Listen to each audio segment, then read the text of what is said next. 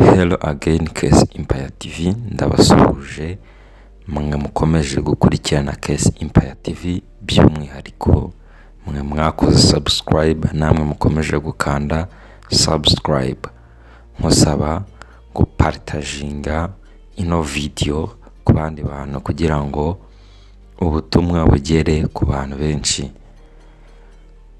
Sasa uyu munsi nkanjye Kasiye nk'uko mumaje kumenyera, nabateguriye inzozi zerekeye no kurota uri kwiga cyangwa wasubiye kwiga cyangwa uri mu ishuri.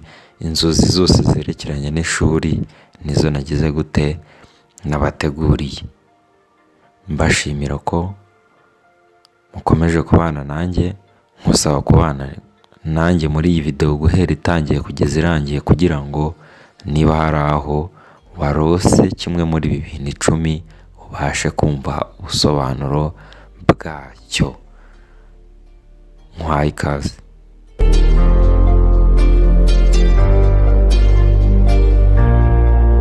Kurota uri kwiga uri mu ishuri cyangwa warose wasubiye ku ishuri kandi utiga mu buzima busanzwe, bifite ibisobanuro bitandukanye bitewe nuko inzozi zubatse n'ibiri gukurikirana mu buzima bwawe. Dore ibisobanuro byagutse bitewe nuko waba warose ayo mashuri cyangwa amasomo. Inzozi ya mbere ni ukurota uri mu ishuri. Kurota uri mu ishuri akenshi bifatanya isano n'imibereho yo kwiga, gukora, kugerageza, kwiyungura ubumenyi. Ibi bishobora kuvuga ko uri mu gihe cyo kwiga amasomo mashya, yaba ari ayo mu buzima busanzwe cyangwa mu kazi kawe. Bivuga ko hari ibyo urimo kwiga cyangwa ukeneye kwiga mu mibereho, kandi ushobora kuba ukeneye kunononsora ubumenyi cyangwa kugira ubushobozi kugira ngo biri imbere.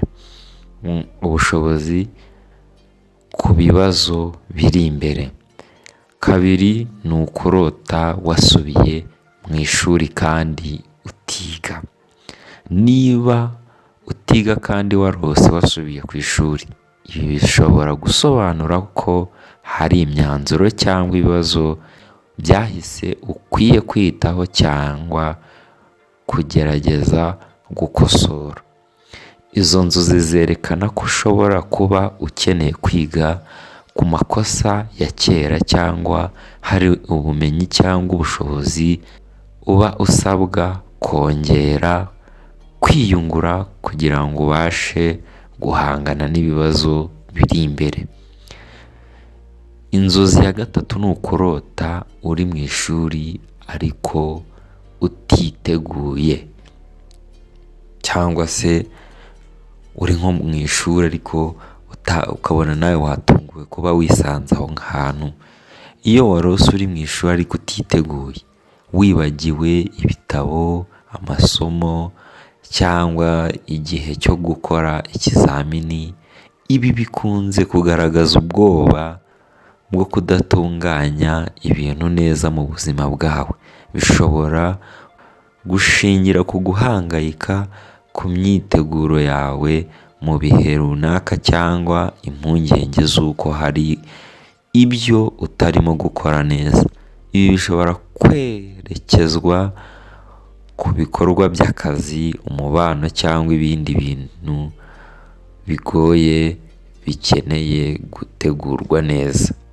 Inzozi ya kane ni ukurota uri gukora ibizamini cyangwa uri mu kizamini. Iyo urose uri gukora ikizamini,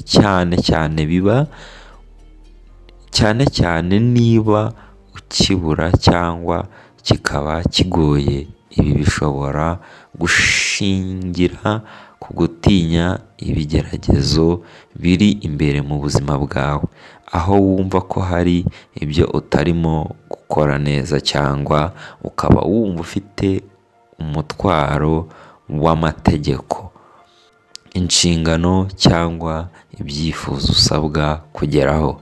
Iyo Ibyo bizamini bigaragaza ko wifuza guhangana n'ibibazo cyangwa ibigeragezo.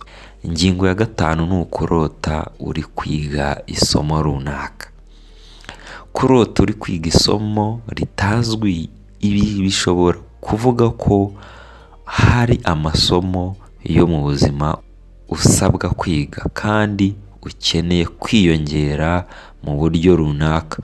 Isomo rishya cyangwa ridakunze kugaragara rifitanye isano n'ibibazo cyangwa ubumenyi bushya ugomba kubona kugira ngo utere imbere. Kurota uri kwiga isomo usanzwe uzi byo bishobora gusobanura ko uri kongera kwisubiramo ku ngingo runaka yo mu mibereho, cyangwa ko hari ibyo usabwa kwiyibutsa. Amasomo usanzwe uzi bishushanya ko hari inshingano cyangwa amahame ukwiye gukomeza gukurikiza mu buzima bwawe bwa buri munsi. Kurota uri mu ishuri wumva udatekanye, iyo ni ingingo ya 6. Niba warose uri mu ishuri ariko wumva udatekanye, urimo kwitinya cyangwa wumva ufite ubwoba, ibi bishobora kwerekana kwitinya mu bikorwa byo mu buzima bwawe. Ushobora kuba uhangayikishwa n'uburyo ubona ibintu, cyangwa usanga hari icyo wumva kidakwiye mu myanzuro yawe cyangwa ubuzima bwa buri munsi. Ibi bishobora gushingira ku kwitinya imbere y'abandi, cyangwa cyane cyane ku bijyanye n'ibizamini cyangwa ibibazo bikomeye. Ingingo ya 7 ni ukurota wasubiye kwiga uri mukuru. Kurota wasubiye ku ishuri kandi ubona wari warasoje amashuri yawe. Iyo urose wasubiye kwiga mu ishuri kandi umaze gukura, ibi bishobora kuvuga ko hari ibyo wifuza kugeraho mu buzima bigusaba ubumenyi bwiyongeye, cyangwa ko wifuza kwisubira ngo wongere wige. Ibi bishobora kandi gusobanura ko ufite ibyifuzo by'uburumbuke cyangwa se by'ubukire mu bumenyi cyangwa mu bijyanye n'akazi, kandi wumva ukwiye kugira ibyo wongera kwiga kugira ngo utere imbere. Ingingo ya 8 ni ukurota uri mu ishuri ry'amashuri yisumbuye cyangwa kaminuza. Kurota uri mu ishuri ryisumbuye, ibi bishobora gusobanura ko hari amasomo ya kera cyangwa imyitwarire yo mu busore igifite uruhare ku buzima bwawe.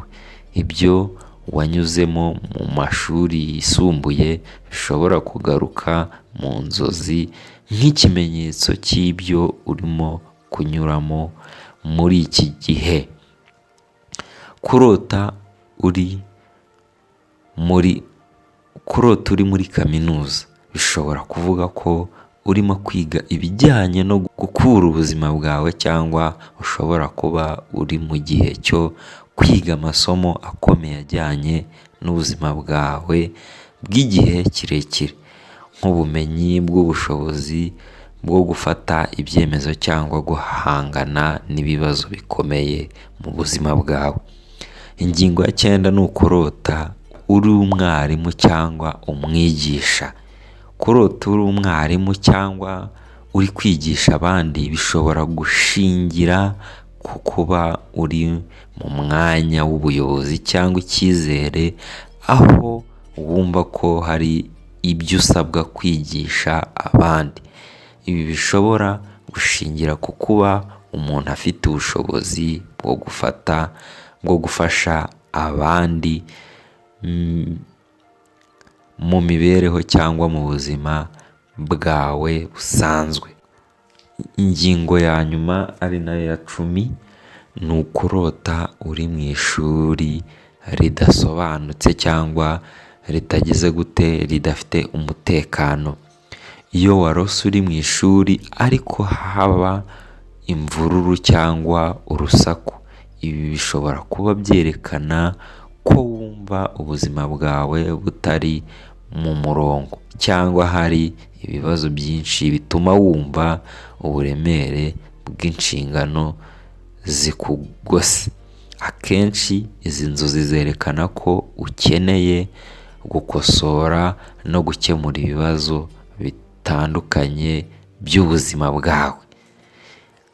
As conclusion cyangwa umwanzuro w'inzozi nabateguriye kuba warota ishuri, wasubiye ku ishuri uri kwigisha ibintu nk'ibyo, conclusion iravuga iti ubusobanuro busesuye bw'inzozi zawe. Kurota uri kwiga cyangwa uri mu ishuri nubwo utiga mu buzima busanzwe, ni ikimenyetso cy'uko hari ubumenyi, ibibazo cyangwa amasomo ugomba kwiga no kunonosora kugira ngo utere imbere mu mibereho. Byerekana ubuzima bwawe cyangwa intego bikeneye kwitabwaho no kwigwaho cyane kugira ngo ushimangire ubuzima bwawe bwo mu bihe biri imbere. Yes, mushimira wowe twatangiranye iyi video kugeza igeze ku musozo, musaba gukora comment kugira ngo utubwire niba ibyo dukora bigushimisha, cyangwa se niba bitanagushimisha utugaye, utubwire n'icyo twakosora. Niba hari icyo wifuza ko twazakuganiraho ugisige muri comment. Ndagushimiye wowe ukomeje kubana nanjye hano kuri Case Empire TV, nkushimira wowe ukomeje gukanda subscribe hano kuri Case Empire TV. Ndagushimiye. Ciao ciao, bye, Imana ibarinde.